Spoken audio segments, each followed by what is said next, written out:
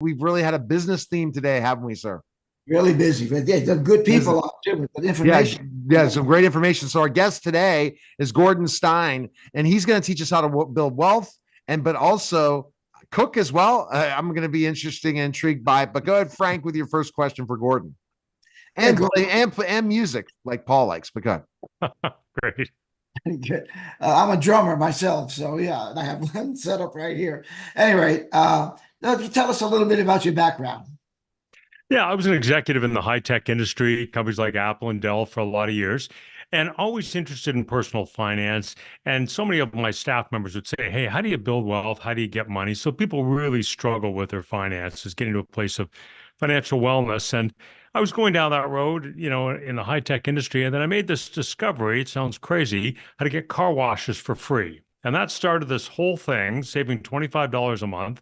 Then I found out how to reduce the cost of my home alarm monitoring, started building a list of all of these ideas, and the list grew to $13,000 a monthly savings. The whole idea being minimal effort, minimal sacrifice, giving up absolutely nothing. Use that money to pay down debt and grow your wealth. It's phenomenal. Wow, that's amazing. And when you figured that out, what types of things should you be going ahead and investing in with the money you're saving?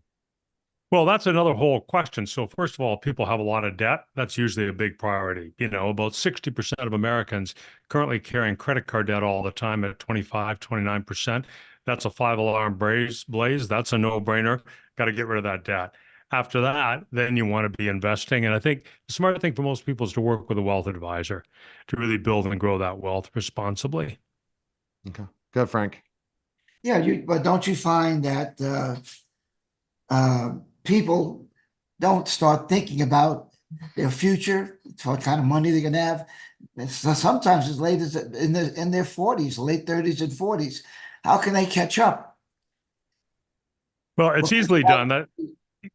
Yeah, no, that's very true. And people don't want to give anything up. And the whole beauty of Cash Flow Cookbook and my approach is don't give anything up. I want a nice guitar, I buy a nice guitar. But I slashed my electric bill by $100 a month. I knocked $200 a month out of my car and home insurance. These are all simple things that people can do. I lay out 60 of these ideas as recipes. They're like financial recipes. So there's no actual cooking meal going on, but they're like recipes. They're simple 2-page vignettes.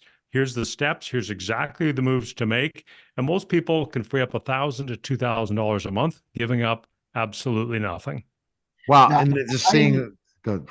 I used a strategy, and in my younger days when we were first married, we had credit card debt, and the strategy I used was that I would say if I had 4 credit cards, I would take the one that's the lowest, pay the minimums on the other 3, and just pay down as quickly as possible the one that's the lowest, and do the same Yeah. strategy as it went up. And so instead of trying to deal with paying just the minimum on 4, you pay the minimum on 3, and the lowest balance one. That's the one that you work on. And before you know it, you got one card gone, and then the next card, and the next card. So That's yeah, a you strategize with your money.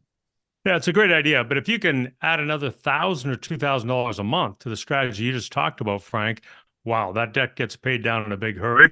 Then we start taking that same money and applying that to growing our wealth.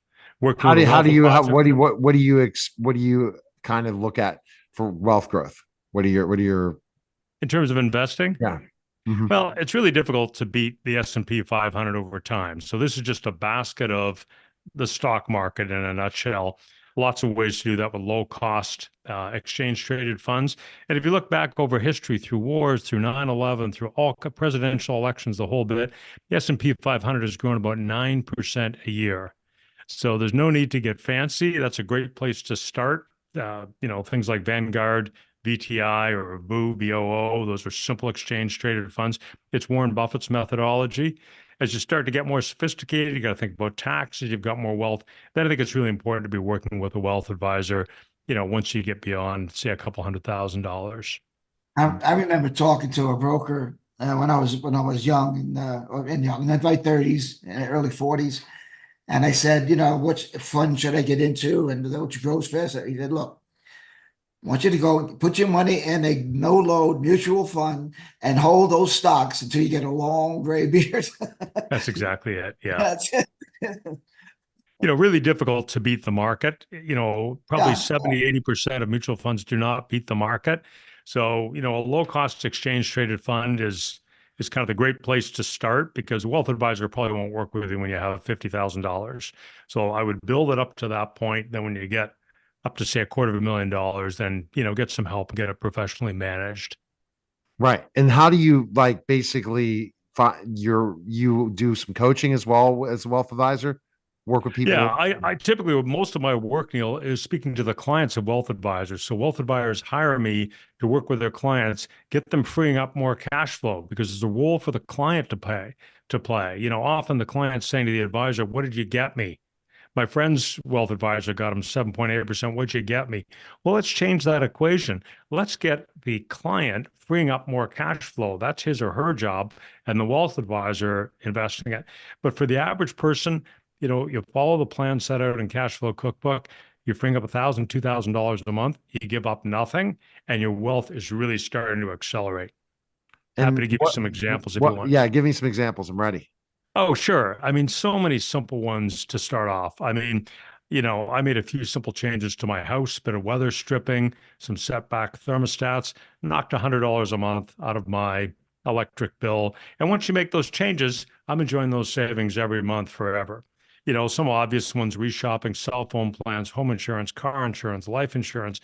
Often people buy something from their brother-in-law, a policy 20 years ago. Their sister's now divorced. They're still with that same individual, and they're not getting the best deal. So got to get smart and shop those.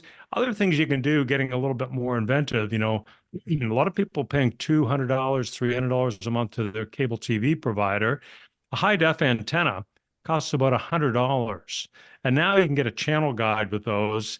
And then you're paying nothing once you spend $100. Say goodbye to the cable bill. Most people are on Netflix all the time anyway.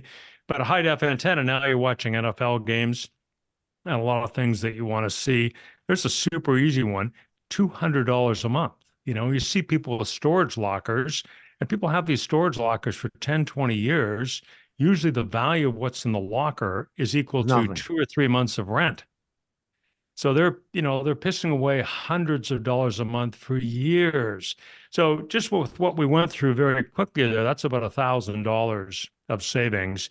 You invest that at 7%, which is less than what the market's grown, and you do that over 30 years, you've got an incremental $1 million at retirement. This is a lifestyle change for all kinds of people. Okay. Go ahead, Frank. What other questions do you have about? Okay, in today's market, Yeah. How would you diversify? How much in bonds? How much in stocks? How much in precious metals? Yeah, How I would you don't go about that? I don't have a huge focus, because I'll tell you something. If you can free up that cash flow, there's no move that any wealth advisor can do that's going to accelerate your wealth faster than you freeing up more money to invest. So that's the fundamental thing. I think beyond that, I mean, the focus should be on, the market in general. There's some additional themes that I personally am into now. AI is going to be massive. It's going to change things, and everything that comes with that: dramatically increased electrical consumption. So some of the power companies can be worth taking a look at. People need to do their own research. Copper. I mean, the world, we've got offshore wind farms. We've got, solar panels. We've got data centers. We're building another data center every 3 days here in the US. Copper is going to be massive. The forecast for that is astronomical. So I think there's the usual kinds of things: solid blue chip companies, not meme stocks, not social media stocks. But there's some clear trends that are going to emerge and become important over time. I think it's important for people to be on the right side of those shifts. That's really key. And that's big. So where can people first of all purchase your book? It's Amazon, all those different places. Sure. Yeah. So on Amazon, there's the US edition of the book. There's a Canadian edition of the book. I do speaking engagements all across the US and Canada. And I also have a program where people can join me and we step through the contents of the book over a 5-week course. That's fantastic. And other thing, and then when you're a wealth advisor, you recommend coming to you when you have about 50,000 already in you're investing by that point, right?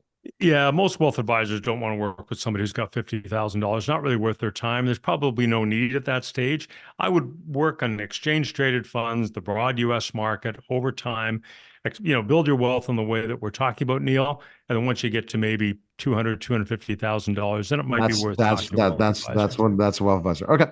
Well, I think so. appreciate it. All right. Thanks, Gordon. Appreciate it, sir. A real pleasure. Thank you so much. All right.